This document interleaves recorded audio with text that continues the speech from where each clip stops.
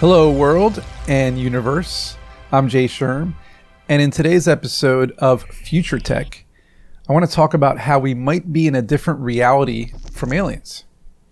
And I know I've talked about aliens before, and aliens are a hot topic with like the government showing videos of UFOs from pilots and, more and more documents being released by the government that were classified and sealed in the past.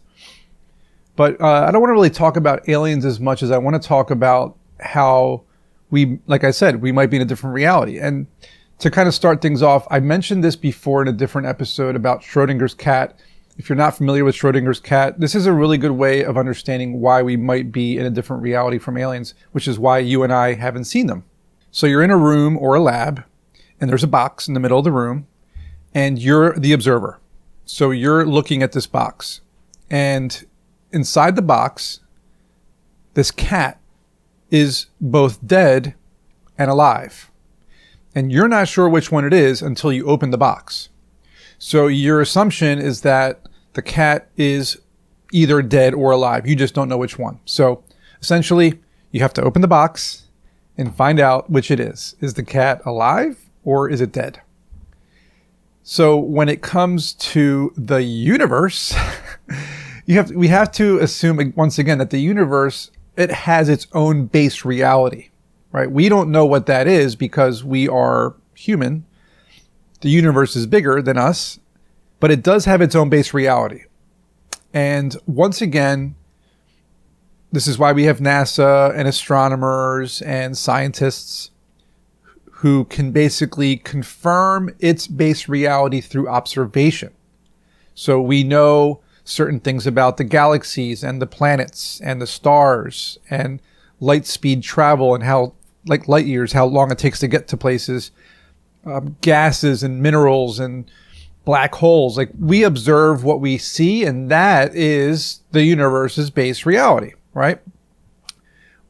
Scientists have also determined that the universe is made up of quantum mechanics and quantum physics, which means that the observation works in a different way in the quantum world, is what they call it.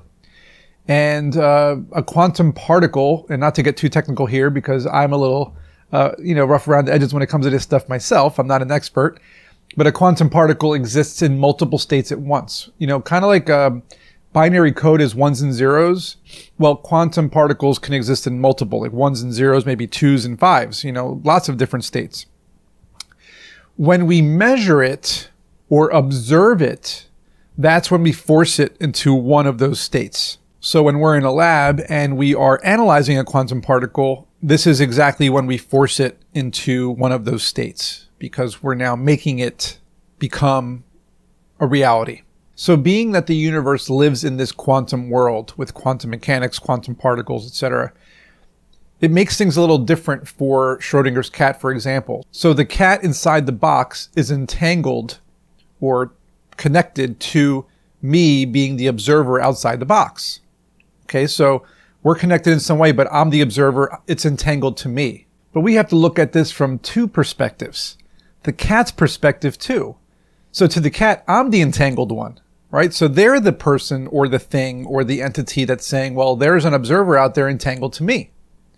So we can look at this. I read a great article about this recently, and a good analogy that I saw was a coin spinning, right? So you get a quarter, you spin it on the table, and as you observe that coin, it could either be heads or tails, right? It's one or the other.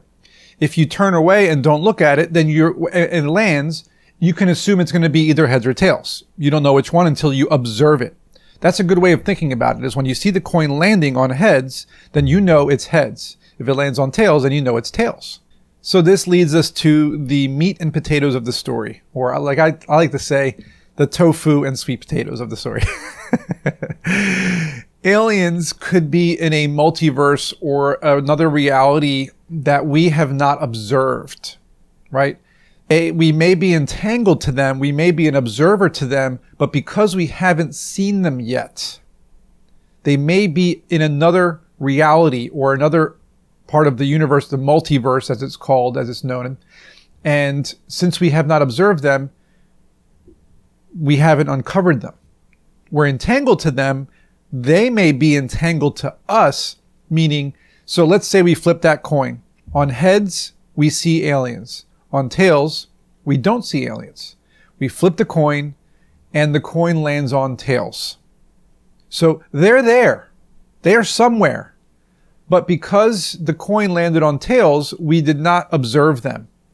If the coin landed on heads, and we are entangled to them, we are connected to them, we can see them, we've observed them, they become a reality.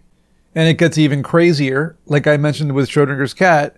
Let's say there are aliens on planet Xylok, out in the middle of nowhere, galaxy far, far away, long, long time ago. And from their perspective, we're the ones who are entangled to them. And because they haven't observed us, we don't exist to them. Mind blown. So this can work both ways, right? From their perspective, the coin landed on tails and they did not observe us. Maybe they were flying by the Milky Way galaxy, flying by Earth, but it was 10 million years ago. So we weren't here yet. Maybe they flew by through a wormhole and it was Earth where there were no humans. It was an alternate reality. So they missed us. There are a lot of different things that we could think of that could explain why they haven't observed us and we have not observed them. And in the quantum world, there are a lot of different reasons why that can happen, but it mostly comes down to entanglement, being connected to each other through a certain reality or certain universe in the multiverse, or that we have not observed them for a large number of reasons. So it's definitely possible, because they both exist and they don't exist. So we can't say 100% guaranteed that aliens do not exist. But we can also not say that aliens 100% do exist, because we have yet to observe them with our own eyes. We've seen reports, we've seen classified documents, we've seen videos, we've seen photos. We've even seen Area 51 autopsy videos from the 50s or 60s. If those are real, I don't know. But in the end, until it is a critical mass viewing, which means millions of people around the world can personally see a spaceship and extraterrestrial beings from another planet in front of us, in front of our eyes, in person, without a doubt, no reasoning behind the fact that it's not real, not legitimate, it's not a hoax, then we can say that yes, we have observed aliens, they do exist. But until that happens, we are either entangled to them or they are entangled to us, and we just have not observed each other. And until that happens, we will continue to wonder, are we alone in the universe? I personally do not believe we are alone, but until I observe and I'm entangled to a being, and until I can see without a doubt that it is true, I'll have to just keep wondering. And I'm wondering what you think.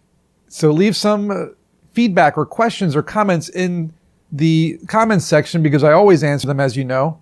I'd love to hear your thoughts on the quantum world, quantum physics, Schrodinger's cat, Schrodinger's alien, as we can call it now, entanglement theory, and any kind of other ideas you can come up with as to why we may not have observed aliens, or why they may have not observed us in response. And as always, I'll see you all in next week's episode.